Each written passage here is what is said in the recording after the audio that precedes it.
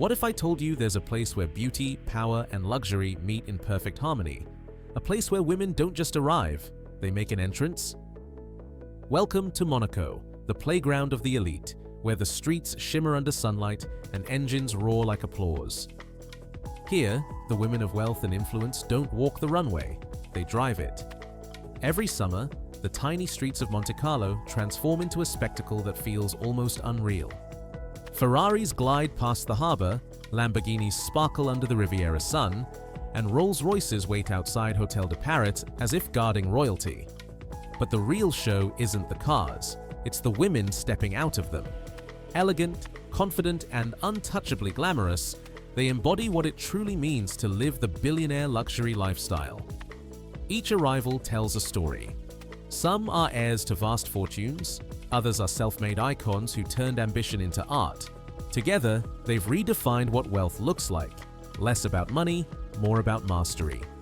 In Monaco, image is power, and every second of attention is currency.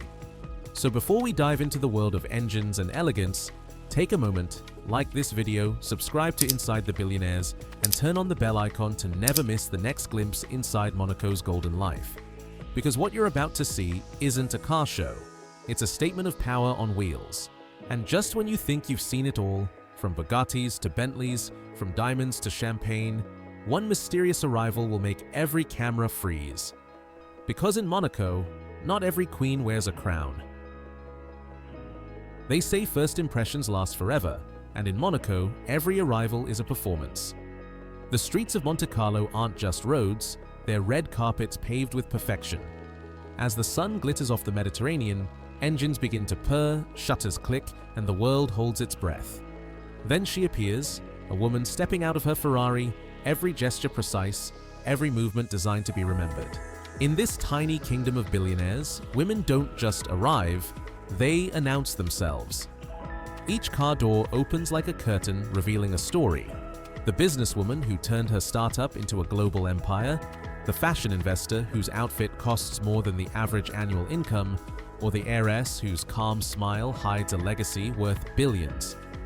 They glide through the marble entrances of the Hotel de Paris, leaving behind trails of perfume, diamonds, and curiosity, but beyond the flash of cameras, there's an unspoken code here. In Monaco, the way you arrive says everything about who you are and who you belong with. A soft hum of a Rolls-Royce means old money, a roaring McLaren signals new power, a custom Bugatti whispers pure dominance. These women understand it better than anyone. Presence is prestige. Every moment is deliberate. The synchronized opening of doors, the confident glance toward the paparazzi, the subtle nod to someone already watching from a balcony above. It's not vanity, it's language. The language of status, grace, and silent competition. And as the sun dips below the casino rooftops, the parade of arrivals feels like an unscripted movie.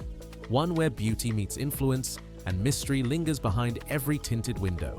Because in Monaco, each woman who steps out isn't just entering a hotel, she's entering legend. And somewhere among those arrivals, a single pair of eyes is watching, the man they call Zeus, quietly deciding which story will shape Monaco's next chapter. The moment those heels touch the ground, Monaco's streets transform from asphalt to runway. The thunder of engines fades into rhythm, the rhythm of elegance, where fashion and horsepower move as one. Every car that rolls by isn't just transportation, it's part of a meticulously crafted image. Here, a woman's choice of supercar says as much as her couture gown. A crimson Ferrari paired with a Dior dress isn't coincidence, it's choreography. A McLaren in pearl white perfectly mirrors the sleek minimalism of a Balmain suit. Even the subtle sparkle of a diamond clutch seems to echo the glint of polished chrome beneath the Riviera sun. The women of Monaco understand that luxury isn't about owning, it's about orchestrating. They know how to make the city itself their accessory. This isn't excess, it's storytelling through aesthetics. A color, a sound, a reflection in a car's glass, everything speaks. The tone of red on a Bugatti might whisper confidence, the quiet hum of a Bentley murmurs class. These choices tell silent stories about taste, power, and independence. Every photo taken becomes a timeless postcard from a life that feels almost cinematic. And yet, beneath all that glamour, there's something even more captivating: precision. Every detail, from lipstick shade to the stitching on the steering wheel, forms part of a bigger symphony. It's not luck, it's intention. These women aren't showing off, they're designing perception. As the boulevard glows under the golden hour, one can't help but wonder, is it the woman who completes the car, or the car that completes her? Cameras flash, engines roar, and for a moment the line between driver and machine disappears. But somewhere, between the roar of a V12 and the shimmer of silk, one mysterious figure steps out in silence. No cameras, no noise, just presence. And suddenly, every other arrival fades, because Monaco has just met its queen. Behind the sparkle of jewelry and the sound of roaring engines lies something even more powerful: influence. The women who truly rule Monaco aren't always the ones you see on magazine covers. They're the ones whose phone calls move markets, whose presence can turn a gala into history. This is the Golden Circle, a world within the world where access is everything and every connection counts. Here, luxury isn't just displayed, it's leveraged. These women sit at private tables during the Monte Carlo Yacht Show, where billion-dollar deals are sealed with a smile over champagne. They're investors, entrepreneurs, art collectors, and philanthropists, the kind of women who know how to turn elegance into empire. Each of them wears influence like a second skin, subtle yet undeniable.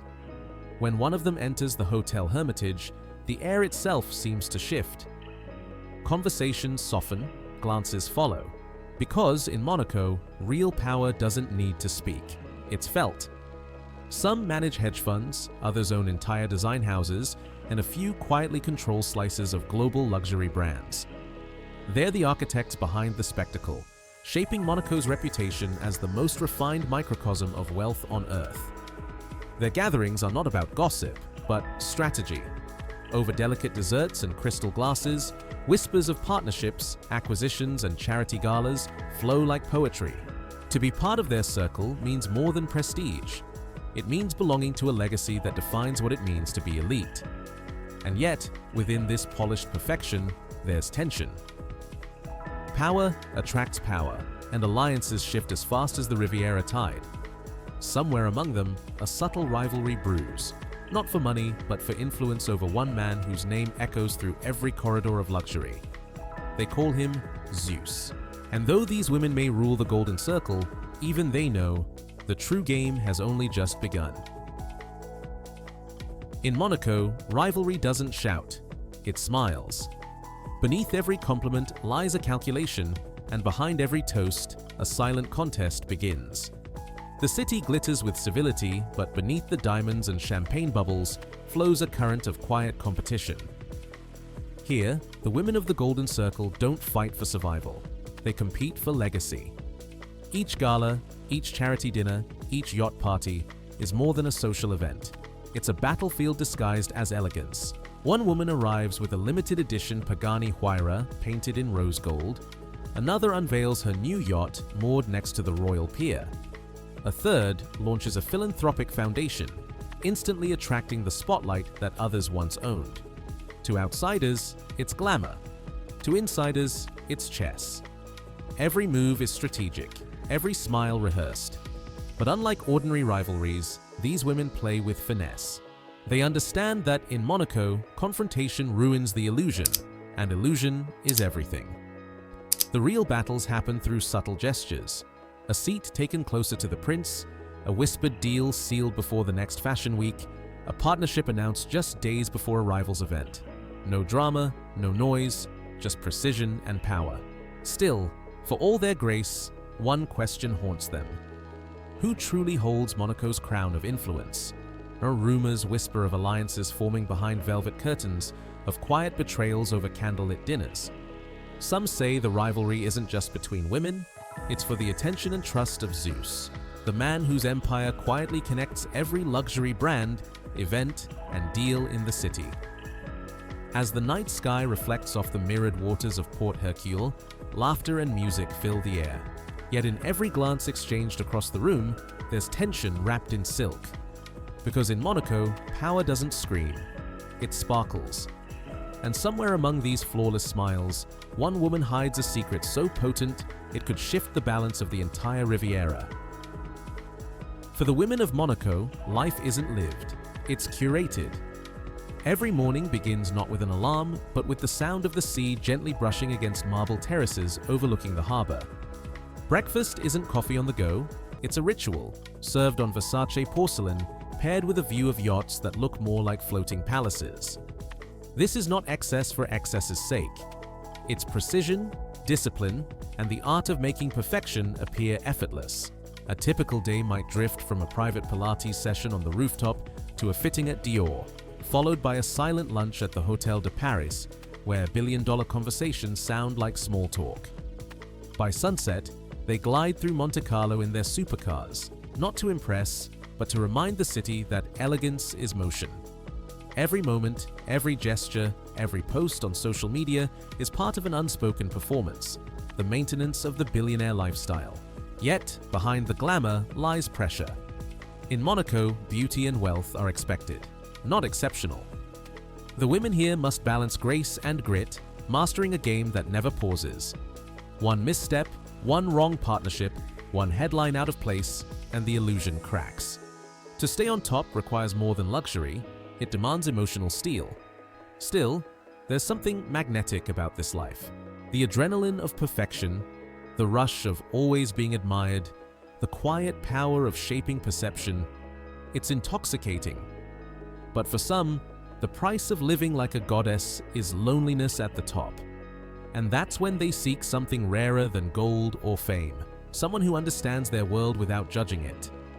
That's where Zeus enters. He isn't just another billionaire, he's the silent constant in Monaco's chaos, a man whose presence brings calm to the storm. And for these women who have everything, that calm has become the most valuable luxury of all. Every empire has its center of gravity. And in Monaco, that center is Zeus. He moves through this kingdom of gold with the calm of a man who owns time itself. Around him orbit the city's most extraordinary women, entrepreneurs, heiresses, and icons who command attention wherever they go. Yet when they meet Zeus, the tone shifts, confidence turns to curiosity, rivalry fades into respect. Zeus doesn't chase admiration, he defines it.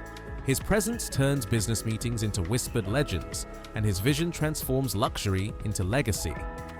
To him, partnerships aren't about profit, they're about power shared in silence. Many say he built his empire not alone, but through the brilliance of the women he trusts, those who understand that influence isn't shouted from rooftops, but sculpted behind closed doors. At his private gatherings, art, finance, and elegance merge into something almost mythical. The women at his side aren't followers, they're equals, shaping the unseen architecture of Monaco's future. But among them, one figure remains untouched by speculation, a presence so quiet it eclipses every spotlight. Some call her his muse, others his shadow, yet everyone agrees. She is the one no one dares to question, because when she enters, even Zeus pauses, and in that silence, Monaco seems to hold its breath, waiting for the hidden queen to reveal her face. They call her the Hidden Queen, but no crown could ever define her.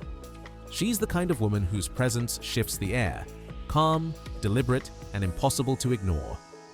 In a city that worships spectacle, she rules through stillness. No cameras, no interviews, no grand entrances, yet her absence speaks louder than anyone's spotlight. The women of Monaco envy her mystery. The men respect her silence. Some say she was once part of the art world, the mind behind Zeus's most elegant ventures. Others whisper she's the architect of his empire, the strategist who turned luxury into legacy. What's undeniable is this. When she's near, Zeus changes. The man who commands empires listens. The king of the Riviera lowers his gaze. It isn't submission, it's symmetry. Two powers recognizing each other. She's seen rarely, stepping out of a white Rolls-Royce, disappearing into the Hotel de Paris, or walking along the marina as the sun melts into gold. There's no logo, no need for attention. Her silence is her signature. Rumors swirl like perfume in the Monte Carlo air. Who is she, really? A partner? a legend, a myth. But every whisper only deepens the fascination. Because in a world where everyone wants to be seen, she reigns by being unseen. And somewhere in that silence, Monaco itself seems to bow. As the final light fades over the Riviera, Monaco glows in a softer tone. Not the glare of wealth, but the radiance of legacy. The women who once turned the streets into catwalks have become symbols of something far deeper than fashion or fortune.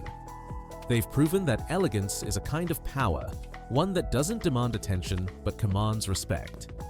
Gone are the days when luxury was measured by size or sparkle. Now it's defined by presence, the ability to move through a world of gold and still remain grounded, graceful, and untouchably poised. These women, from the youngest heiress to the hidden queen herself, have turned Monaco into a living museum of refinement. Every gesture, every choice, every silence tells a story of control and confidence. Even Zeus, the man once thought to rule this kingdom, now stands as part of their legend, not above it. Because the true rulers of Monaco aren't those who hold wealth, but those who redefine what it means to live beautifully. And as the city quiets under the moonlight, one truth lingers in the air. Beauty may fade, fortunes may shift, but elegance, the kind that whispers instead of shouts, is forever. Somewhere beyond the harbor, a Rolls-Royce glides away, and the legend of the hidden queen continues, as timeless as Monaco itself. Every story in Monaco begins with luxury, but the ones that last are written in silence, grace, and legacy. From the dazzling arrivals of the world's most powerful women to the mysterious aura of the hidden queen, we've witnessed how elegance can become its own form of power. These women don't follow trends, they create them. They don't chase attention, they command it simply by existing. And somewhere in the golden glow of Monte Carlo, as the sea kisses the shore and engines fade into the night, you realize this isn't just a city, it's a stage where elegance becomes eternal. If you believe that true luxury isn't about what you show, but how you move through the world, hit the like button, subscribe to Inside the Billionaires, and turn on the bell icon. Because here, we don't just watch the rich, we step inside their world, where power has style and silence speaks louder than wealth. Thank you for joining this journey. Tell us in the comments below, who, in your eyes, truly rules Monaco's golden empire? Zeus, the hidden queen, or the women who define elegance itself?